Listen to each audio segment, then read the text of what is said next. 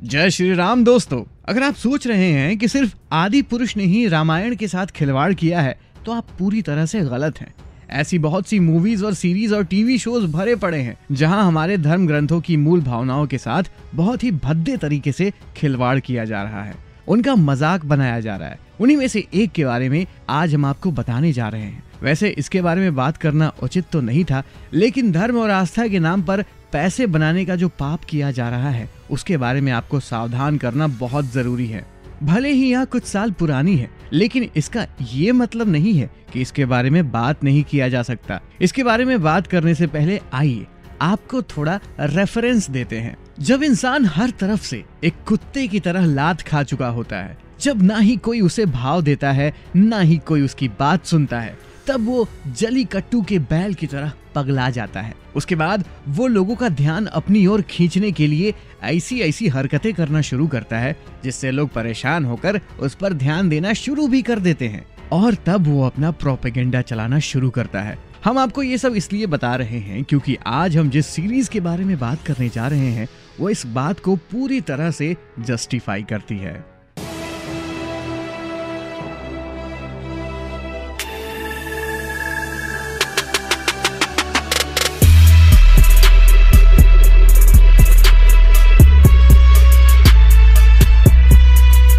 राम युग, directed by अधर्मी कुणाल कोहली।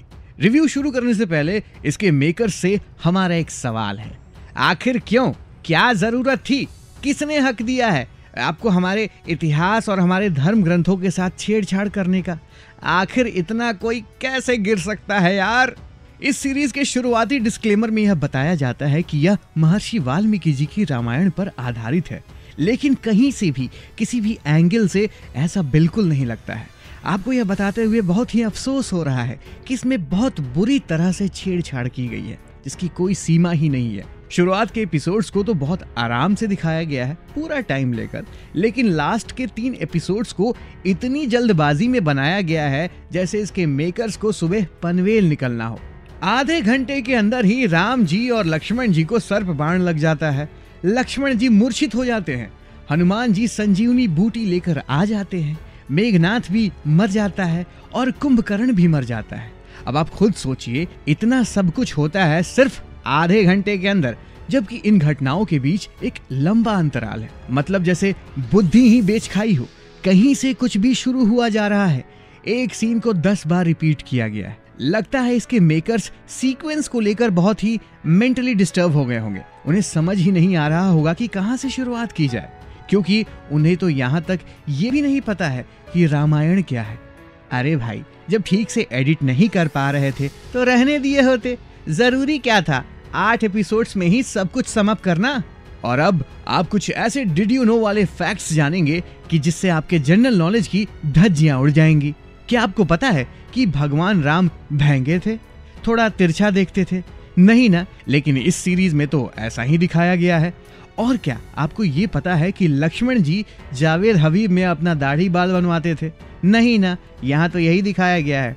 सिर्फ आदि पुरुष में ही नहीं, बल्कि इस सीरीज में भी हनुमान जी को एक कुपोषित मुगल के रूप में दिखाया गया है। और सीता जी के कैरेक्टर को देख के तो आप लोग अपना सिर ही फोड़ लेंगे। ठीक से हिंदी तक बोलने नहीं आती है उनको। साफ साफ पता चल रहा है कि डायलॉग्स को जबरदस्ती रटवाया गया है। बोलते वक्त ना ही कोई फीलिंग्स है ना ही कोई इमोशन है। क्या कास्टिंग की गई है। और सिर्फ सीता जी ही नहीं, 1-2 सीनियर एक्टर्स को छोड़ दिया जाए तो लगभग सबका यही हाल है। ठीक से हिंदी तक नहीं बोलने आती इनको। ग्रामेटिकल एरर्स तो हद से ज्यादा हैं। मतलब क्या होगा इस देश का, क्या तरक्की करेगा जब लोग अपनी मातृभाषा ही ठीक से नहीं बोल पा रहे हैं। मतलब धर्म के नाम पर, आस्था के नाम पर खिलवाड़ करके बस इन्हें पैसे छापने से मतलब है। देश की सभ्यता और संस्कृति भाड़ में जाए। एक सीन में सीता जी राम जी से कह रही हैं, सुनो आर्य, ऐसा मत करो, वैसा मत करो, ये क्या कर रहे हो? जैसे आर्य इनके बाप के नौकर हैं। माफ करिएगा, लेकिन हमें मजबूरन ऐसा बोलना पड़ रहा है। देवी स्वरूप पतिव्रता सीता माँ को सूडो फेमिनिस्ट बना दिया गया है, और ठीक इसका उल्टा भगवान राम को बनाया गया है। शर्म करो, भगवान से डरो, भगवान से डरो। और इसके डायलॉग्स वो तो आपने सुने ही नहीं। सूर्पनखा भगवान राम से कह रही हैं, कल्पना करो मेरे आलिंगन का ताप, मेरे अधनों का मादक रस, मेरे अंग प्रत्यंग में अंगड़ाई लेता वासना का ज्वार, एक बार चख लो स्वर्ग भूल जाओगे। ऐसा लग रहा था कि जैसे हम सूर्पनखा को नहीं बल्कि सविता भाभी को देख रहे हैं। और यही नहीं, लगभग सारे फीमेल कैरेक्टर्स को सेक्सुअलाइज किया गया है। यह देखने के बाद एक बात दिमाग में आती है कि आखिर कोई इतना हद तक कैसे गिर सकता है यार। सोचना पड़ता है रे, कौन सी गाली देने का सोचना पड़ता है मेरे को। लास्ट के एपिसोड्स में जबरदस्ती फालतू का सीन दिखाया गया है। शुरुआत में एक लेक्चर दिया जाता है जिसकी समरी में ये था कि भगवान राम ने रावण को मारा। वो तो सही था, लेकिन रावण भगवान राम द्वारा मारा गया तो वो गलत था। अरे शेक्सपियर की नाजायज औलादो, एक्टिव वॉइस पैसिव वॉइस चल रहा है क्या इधर? हर सीन का डबल मीनिंग निकाला जा रहा है। एक सीन में तो हम देखते हैं कि रावण अकेले ही लड़ाई करने आ जाता है, तभी एक बाण आकर उसकी नाभि में लग जाता है। अब आपके हिसाब से यहाँ क्या होना चाहिए था? उसे मर जाना चाहिए था, लेकिन नहीं, जैसे ही राम जी उसके करीब आते हैं वो फिर से जिंदा हो जाता है। ओ भाई, मारो मुझे, मारो मुझे, मारो नहीं, ये मजाक हो रहा है। एक सेकंड यार, मजाक हो रहा है। आपको शाहरुख खान की वर्ल्ड क्लास मूवी रावण का वो तो सीन याद ही होगा जब 10 रावण एक साथ आते हैं और उसमें से असली रावण को कैसे पकड़ा जाता है। यहाँ पर भी राम जी ठीक उसी तरह रावण को पकड़ के मारते हैं। और अभी तो रुको, क्लाइमैक्स अभी बाकी है। सीता जी जब भगवान राम के पास आती हैं तो राम जी अपना विक्टिम कार्ड खेलने लगते हैं कि सीते, मैं तुम्हारा गुनहगार हूँ, मुझे सजा दो। उसके बाद सीता जी की अग्नि परीक्षा होती है, वहीं लंका में ही फिर श्री राम उन्हें अपना लेते हैं। आप बस देखते जाइए कि किस हद तक खिलवाड़ किया गया है हमारी आस्था के साथ। साफ दिख रहा है कि भगवान राम की छवि को खराब करने की कोशिश की गई है। इन्हें यहाँ ये तक नहीं पता कि सीता माँ ने अग्नि परीक्षा क्यों दी थी। वैसे भी अगर रामायण पढ़ेंगे तो जानेंगे ना। जिसे भी रामायण डिटेल में पता ना हो वो तो इसी को सच मानेगा ना, फिर भगवान राम को गाली देगा कि वो कितने रूढ़िवादी और ढकियानुसी सोच वाले थे। और यहीं पर ये अधर्मी लोग अपना प्रोपेगेंडा चलाने में सफल हो जाते हैं। और जब कहानी की मूल भावना का ये हाल है तो इसकी cinematography, editing, VFX, screen play की बात ही छोड़ दीजिए। एक्शन सीक्वेंस तो इतने फालतू हैं, कुछ सीन्स को देखकर ऐसा लग रहा था कि जैसे कुछ बच्चों के हाथ में खिलौना पकड़ा दिया गया हो और बोला हो जैसे मन करे वैसे लड़ो, बस जोर जोर से हल्ला करना ताकि लगे कि बहुत बड़ा युद्ध हो रहा है। पता नहीं किस बागीचे में शूटिंग की गई है। इसकी बहुत ज्यादा ही ओवर दिखाने के चक्कर में सब गुड़ गोबर कर दिया गया है। अब आप सोच रहे होंगे कि सिर्फ बुराई ही भरी है क्या इसमें, कुछ अच्छाई तो होगी ही ना। तो हाँ भाई, है ना अच्छाई। आप इसे देखते वक्त अपना माथा पीटेंगे, अफसोस करेंगे और इसे देखना बंद कर देंगे। यही इसकी सबसे बड़ी अच्छाई है। अफसोस तो इस बात का भी होता है कि इस घिनौनेपन के पाप में वो लोग भी शामिल हैं जिनका हम काफी सम्मान करते हैं। अब क्या ही कर सकते हैं, सब पैसे का चक्कर है बाबू भैया। रामायण की कहानी तो अच्छाई की बुराई पर जीत थी, लेकिन इस सीरीज को देखने के बाद बुराई की अच्छाई पर जीत हो जाती है।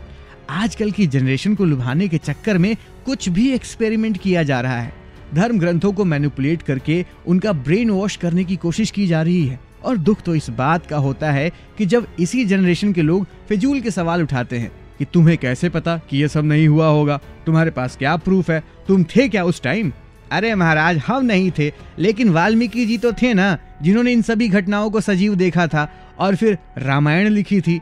और इस बात पर भी किसी को डाउट है तो निकल, पहली फुर्सत में निकल, कोई जरूरत नहीं हिंदुस्तान को तेरी, पहली फुर्सत में निकल। भगवा हमारे धर्म का प्रतीक माना जाता है, लेकिन इन अधर्मियों को उससे भी दिक्कत है। सीरीज में दूर दूर तक भगवा का कुछ अता पता ही नहीं है, फिर चाहे वो भगवान राम, लक्ष्मण और सीता माँ के वस्त्र ही क्यों ना हो।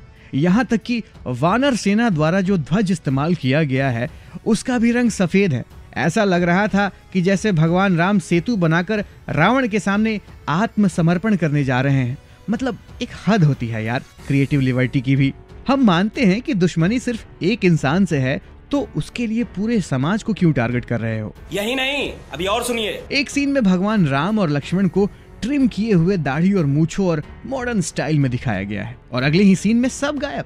मतलब इनके हिसाब से जावेद हबीब की फ्रेंचाइजी त्रेता युग से ही चली आ रही है। यहाँ तक कि एक ब्राह्मण की सबसे पवित्र चीज जनेऊ का तो दूर दूर तक अता पता ही नहीं है। अब आप खुद देख लीजिए कि हिंदू फोबिया किस लेवल तक पहुंच गया है। अभी और सुनिए। सीरीज में एक ही लोकेशन को 50-60 एंगल से दिखाया गया है, जैसे किसी को क्या ही पता चलेगा। पब्लिक तो गंवार है ना, उसे तो पता ही नहीं है कि पेड़ पौधा पहाड़ समुंदर कैसा होता है। इस सीरीज में इतनी कमियां हैं कि अगर उन सब के ऊपर बात करने बैठे ना तो 2 घंटा भी कम पड़ जाएगा। उससे अच्छा है कि इसे पूरी तरह से नजरअंदाज कर दिया जाए। भूल जाइए कि रामयुग और आदि पुरुष जैसी कोई भी चीज अस्तित्व में है। सच कहा जाए तो यह पाप करने से अच्छा था कि किसी जरूरतमंद की मदद कर दिए होते, भगवान भी खुश हो जाते। अतः आप लोगों से विनम्र निवेदन है, ऐसी फिल्मों और सीरीज का जिसमें हमारे धर्म संस्कृति और देश की आस्था परंपरा के साथ खिलवाड़ किया जाता है, उसे तुरंत बैन करवाने और इन अधर्मियों के खिलाफ कानूनी रूप से एक्शन लेने के लिए आवाज उठाइए, फिर चाहे वो रामयुग हो या आदि पुरुष। अगर आपकी रामायण में जरा सी भी आस्था है तो इन अधर्मियों का पूरी तरह से बायकॉट करिए, क्योंकि ऐसे लोग अपनी 2 कौड़ी की सोच को सही साबित करने के लिए किसी भी हद तक गिर सकते हैं। आई रिपीट, किसी भी हद तक। तो ये तो थी रामयुग की बात। अब आदि पुरुष की बात की जाए तो ठीक इस वीडियो की तरह उस पर भी एक डिटेल्ड वीडियो की तैयारी चल रही है, जिसमें हम आदि पुरुष का पोस्टमार्टम करेंगे वाल्मीकि रामायण की मदद से। वो वीडियो भी जल्द ही आपके सामने होगा, बस आप हमारे साथ बने रहिए। तो अगर आपने इस सीरीज को गलती से भी झेल लिया है तो कमेंट बॉक्स में आकर अपनी भड़ास निकाल सकते हैं, और अगर ये वीडियो पसंद आया हो तो इसे like comment share and channel को सब्सक्राइब कर दीजिएगा। मिलते हैं नेक्स्ट वीडियो में। जय हिंद, जय श्री राम।